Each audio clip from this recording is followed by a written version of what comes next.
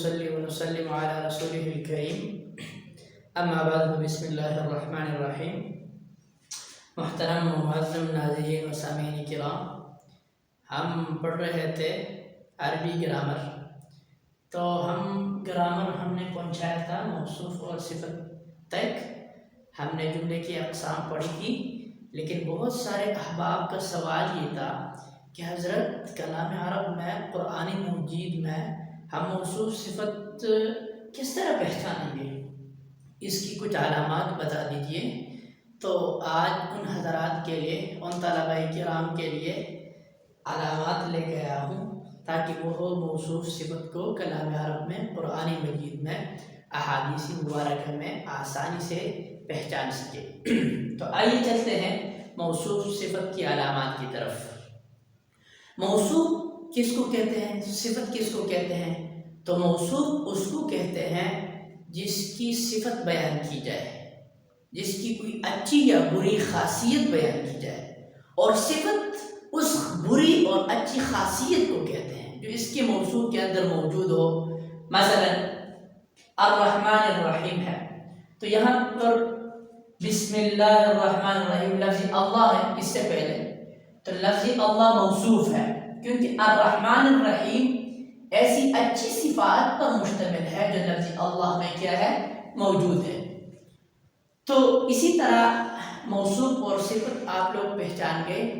تو موصوف اور صفت جب آپس میں مل جاتے ہیں تو یہ بن جاتے ہیں مرکبی توصیفی، جملے کا ایک جز بنتا ہے، جملے کا ایک جز بنتا ہے۔ پورا جملہ کبھی بھی نہیں بنتا، نہ مضاف اور مضاف الیہ پورا جملہ بنتا ہے، اور نہ موصوف اور صفت پورا جملہ بنتا ہے۔ تو آئیے چلتے ہیں موصوف کی طرف، موصوف اور صفت کی علامات کی طرف۔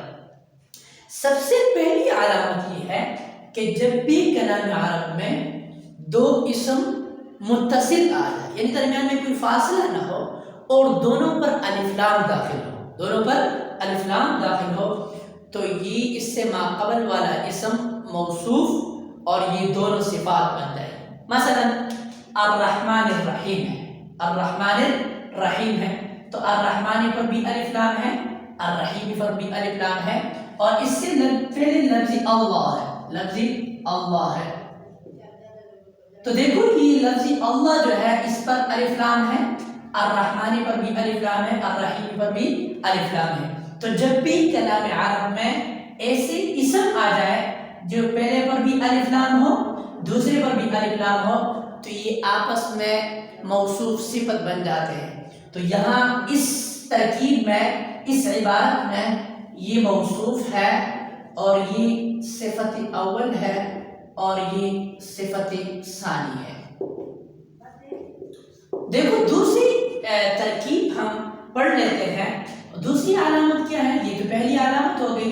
دوسری علامت یہ ہے جہاں بھی کلام عرب میں دو اسم آ جائے اور دونوں پر تنوین آ جائے، دونوں پر تنوین آ جائے، تو وہ بھی آپس میں موصوف صفت بن جائیں گے۔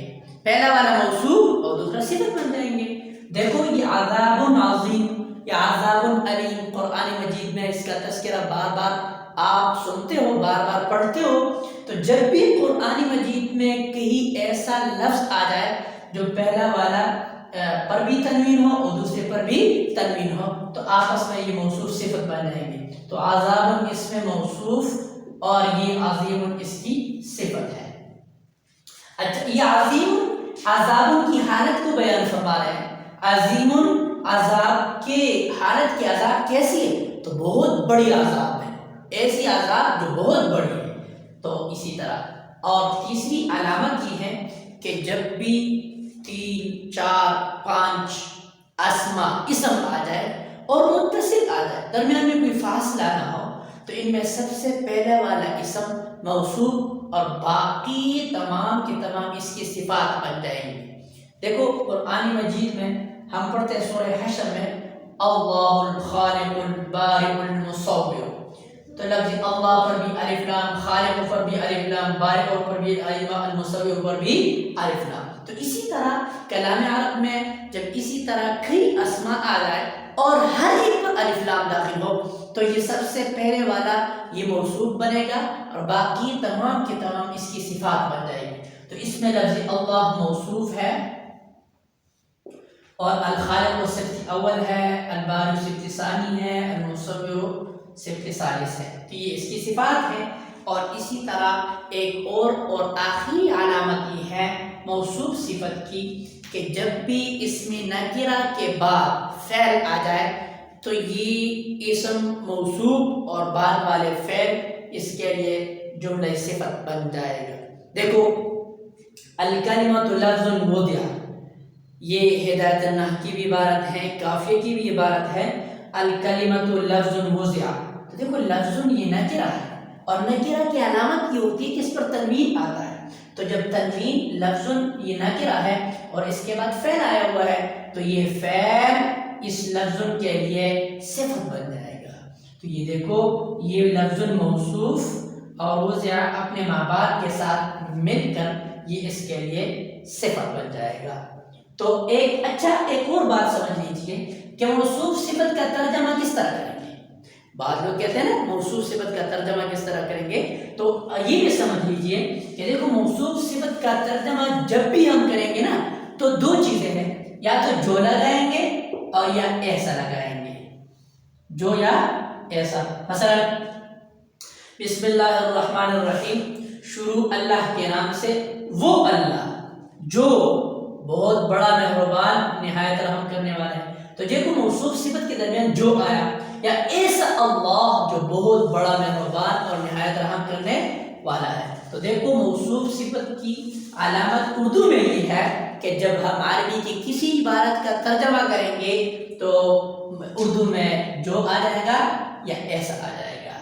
آپ امید ہے یہ علامات آپ لوگوں کو سمجھ میں آ گئی ہوگی، اور انشاءاللہ آئندہ بھی ہمارے ساتھ رہیے، اور انشاءاللہ اور بھی موصوف صفت کی علامات اور بھی ہے، بہت زیادہ ہے، لیکن یہ بہت زیادہ عام ہے، اسی وجہ سے ان کچھ علامات کو آپ کے سامنے میں نے ذکر کیا، اور آئندہ بھی ہمارے ساتھ رہیے، انشاءاللہ ہم اس کے اجرا بھی کریں گے اور قرآن مجید سے اور مثالوں کے ساتھ مثالوں کو لائیں گے اور سمجھانے کی کوشش کریں گے۔ اللہ ہم سب کو دینی متین پر عمل کرنے کی توفیق عطا فرمائے۔ وآخر دعوانا ان الحمد للہ رب العالمین۔